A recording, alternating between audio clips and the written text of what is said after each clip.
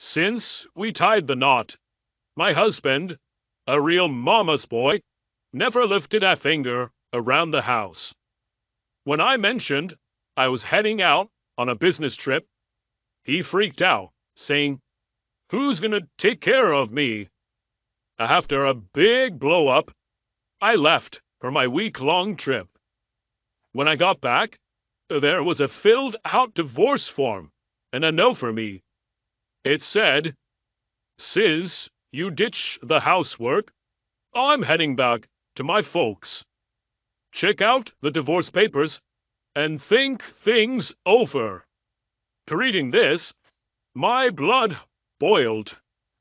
The nerve of him leaving a divorce threat. But then I started to cool off. After all, I had been thinking that maybe divorce wouldn't be the worst idea. Perhaps this was a sign. Heck, I'll just file them. And that's exactly what I did. The next morning, my miffed husband burst in, asking, "Hold on, where are the divorce papers?" "No, I found them." What came next was my clueless husband making a scene, sobbing uncontrollably. "I'm Kelly, 30 years old. I got married a year ago, and I'm a working housewife. After college, I worked hard at a big company. Before I realized I was nearing 30 with no boyfriend in sight. My folks were always on my case about settling down. So I grudgingly joined a dating agency.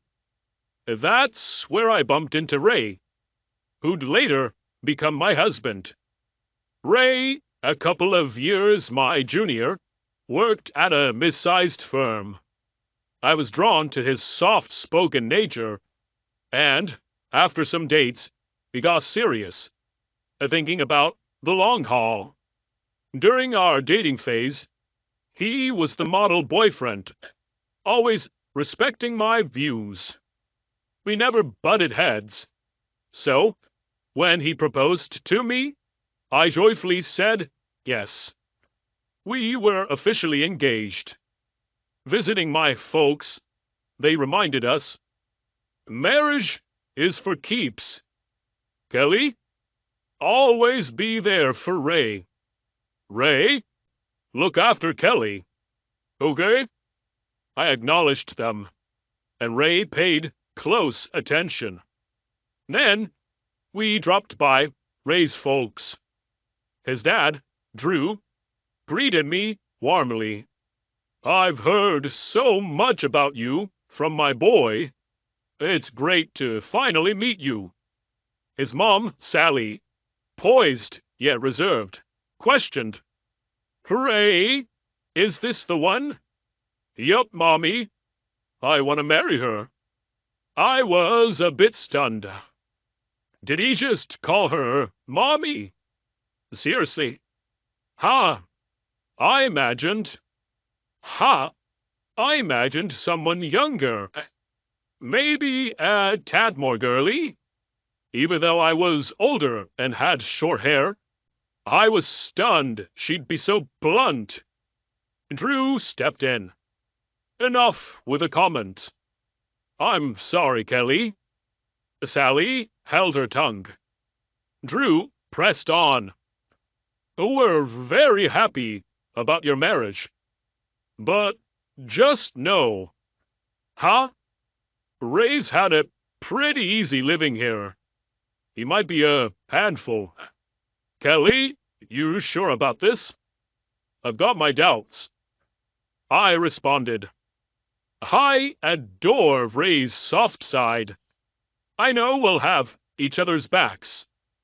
He gave a nod and told Ray, "Starting a family's a big deal, son. Step up and keep her happy." "All right, Dad." Ray, looking dead serious, nodded. Our meet-up with Ray's parents wrapped up, and soon after, we made our marriage official. we had a low-key wedding and began our journey as a married couple. My parents surprised us with a condo. As we settled into marital bliss, it hit me. Ray couldn't do any chores. One day, he set his alarm for 7, but stayed knocked out. I was already doing laundry and making breakfast.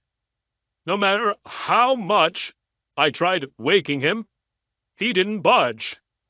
At last, after tossing his covers and giving him a shake, he stirred.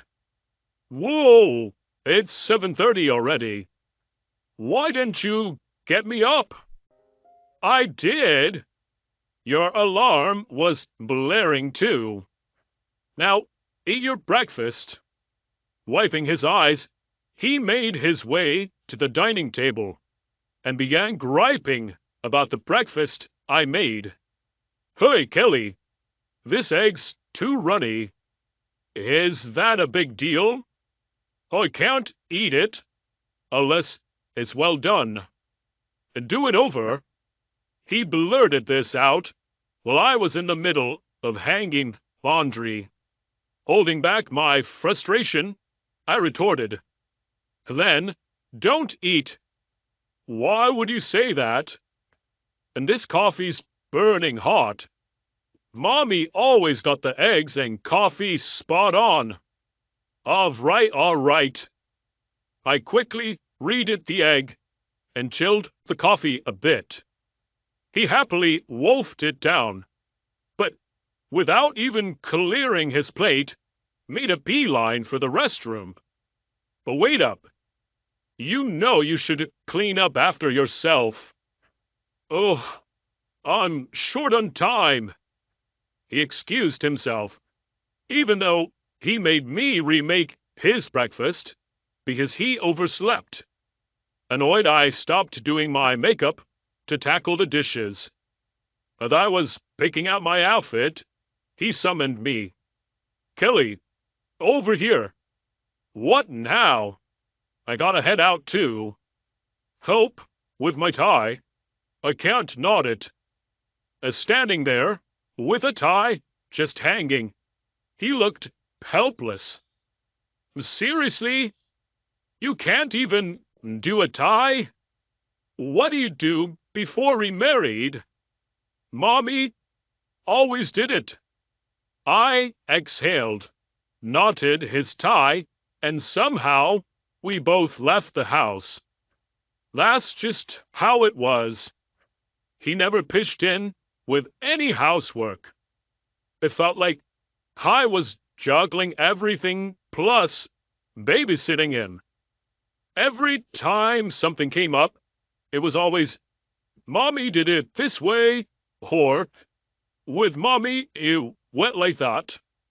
Always referencing Sally. This routine stretched on for a year, and the pressure kept mounting. Thoughts of a divorce snuck in now and then, but my dad's words about marriage being forever held me back. Out of the blue, due to a work hiccup, I was assigned a week-long business trip starting the next day. Breaking the news to my husband that evening, he, deeply into his video game, looked taken aback. "Hold up. A business trip? A whole week? It's out of my hands. Work's calling." "No way. Who's gonna cover for you here for a week?" He played on, clearly peeved. "You'll have to step up. It's about time you got a grip on house stuff." At that, he set down his game and locked eyes with me. "Isn't the wife supposed to care for her husband and the house? Are you just bailing on that? Seriously? That's such old-school thinking. We both have jobs. We should be a team." "That's not how I see it. Mommy was always on top of things at home. But she was a stay-at-home mom. And honestly, it's kinda odd to hear an adult man always dropping the mommy card. Pushing back, he reddened. What's your deal? Taking shots at me and my mommy? I'm not, but let's be real. You're a mama's boy. Really? This is how you see me? You think you can talk to me like that? I thought, oops, but I had hit my limit. Face it, you're a mama's boy. You can't get up without help, can't even knot your own tie, and won't lift a finger around the house. And you're constantly stacking me up against your mom. Her ones handle your own stuff. Really? You're gonna come at me like that? That's why I was iffy about marrying someone older. Should have sided with mommy and chosen a younger, perkier girl. His words hit a nerve, and our chat spiraled into major blowout. Even joking, you shouldn't say stuff like that. We're married. If I had known you'd be this bossy and aloof, I'd have thought twice. And maybe splitting up is our best bet. I was taken aback by his sudden divorce talk. He went on, sounding rather smug. You can't possibly get divorced, can you? You wouldn't want to be labeled divorced. And think about what your dad said about sticking together. Don't just toss around the word divorce. Well, I just did. If you take off for this business trip and leave me here, I'm actually thinking about divorce. With that, he stormed into our bedroom, leaving me in shock. Even though the idea of divorce had been tough, because I didn't want to let my parents down, now seemed like the time to give it real thought. With that on my mind, I went to sleep.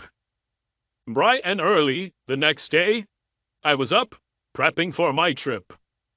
Our big blowout was still weighing on me, but there was work to be done. I nudged Ray, still under the covers. I'm heading out. You better wake up, or you'll be late for work. His answer came out in a sleep-muddled mumble. Rolling my eyes, I headed out. A few hours later, a text from him popped up. You barely tried to wake me. Now I'm running late. Did you really go on that trip? I quickly texted back. I did wake you up. And yes, I'm on my trip. I'll be back in a week. He read my message, but didn't bother replying. Mid-trip, I called my parents to give them the lowdown on Ray's antics and mentioned I was leaning towards divorce. I braced for a lecture, but what they said caught me off guard. We had no clue he acted like this. Take your time thinking, but don't force yourself to stay. Always remember, we're in your corner, no matter what you decide. Their support choked me up. When I got back, Ray and I were due for a serious sit-down.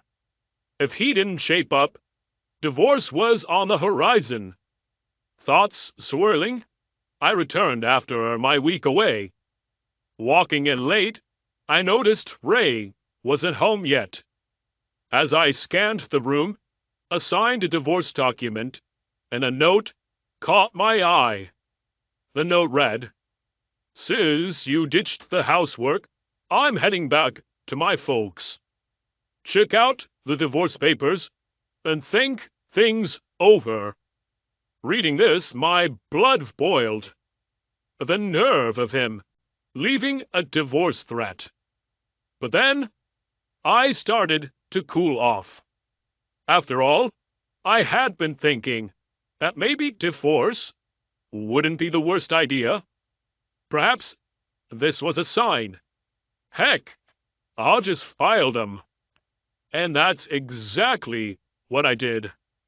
When the papers went through, I felt like a ton of bricks had been lifted. That evening, I went to bed and had the best sleep. The next morning, sipping a relaxing cup of toffee, I heard the door. In walks Ray. "Kelly, why didn't you come to my folks' place to apologize to me? What's gotten into you?" He was steaming. Then, spotting the empty spot where the divorce papers had been, his eyes widened. "Hold on. Where are the divorce papers?" "Oh, I filed them." "You did what?" He looked like he'd been slapped. "You really went through with it?" "Thanks for signing them. Made everything smoother." "You can't be serious. You actually went all the way? Have you lost your mind?" Seeing how collected I was, he lost his cool. "That's it. I'm calling my parents." "Sure. Knock yourself out." An hour later, Sally and Drew showed up at our place. Sally, spotting me right away, dramatically exclaimed, "You! How could you just divorce Ray like that? What's your deal?" I replied coolly, "If he had the divorce papers all filled out and ready to go, doesn't that mean he wanted out? Is that an issue? How can you be so bold when you're just his wife?" But Drew quickly cut her off with a firm "Enough." The room went still as Drew asked, "Kelly, can you walk us through what happened?" I agreed and detailed his past antics, our spat right before I left, and the divorce papers he left behind. I was at my wit's end. It seems like he wanted a divorce, so I went with it. I held Drew's gaze while explaining. He paused, mulling it over. Ray piped up, "Mommy, Dad, come on. Can't you see she's out of line? Tell her off." Sally jumped in. "Oh, Ray, my poor baby. She's so hasty. You should reverse the divorce right now." "There's no reversing. Our divorce is done and dusted. We're basically strangers now." Sally's face flushed as she tried to respond, but Drew stepped in again. "Zip it. Kelly, I apologize for Ray's behavior." Ray, eyes bulging, got an earful from his dad. "You bonehead! I knew you had issues, but this is next level. Using divorce papers as a threat? Unbelievable. You had it coming, Ray."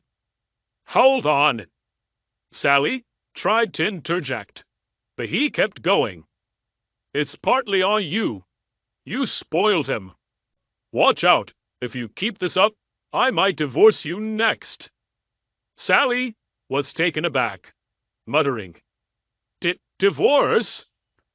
Drew pivoted back to me, looking very sorry. "Kelly, I regret the trouble our clueless son caused you. Please, move on and find joy." "Thanks, Drew." With that, Drew took off, practically dragging a whimpering Ray with him. Word got around that he severed ties with his own son. Ray ended up in a dingy apartment, living alone for the first time. His place was a disaster, and being habitually late got him booted from his job. Sally, always butting into Ray's affairs, was caught by her husband, and they genuinely split. Now, she's living with Ray, hustling in low-end jobs to get by. I don't see a turnaround for them in sight. They are no longer my concern. As for me, I've got a condo to myself, and I'm focused on my career. Without Ray dragging me down, the place feels so much more open, and my job's going better than ever. I'm excited for whatever's next for me.